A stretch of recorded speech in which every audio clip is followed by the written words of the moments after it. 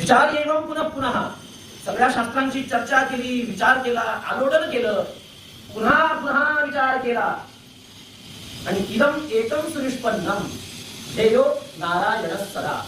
त्या सगळ्या शास्त्रामधून काय निघालं बाहेर, काय तत्व निघालं बाहेर, हा विचार जर केला तर एकच निघालं, ध्येयो नारायण सदा.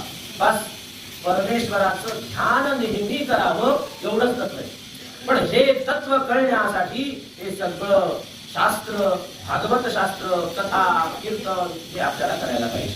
त्याच्याशिवाय त्या तत्वापर्यंत आपण जाऊ शकत नाही. आपल्याला हा मनुष्य जन्म वारंवार मिळणारा नाही. वारंवार ही मनाशी आपण चिंतन केलं पाहिजे की आपल्याला हा मनुष्य जन्म परत परत मिळणारा नाहीये. मिळालाय त्याचं सार्थक्य व्हायला पाहिजे आणि ते सार्थक्य परमेश्वराच्या चिंतनाशिवाय दुसरं नाही नाही नाही. दुसरं साधन नाही. परमेश्वराचं चिंतन करणं. हरेर नाम हरेर नाम हरेर नामैव जीवनम कलौ नास्तेव नास्तेव नास्तेव गतिरंजता.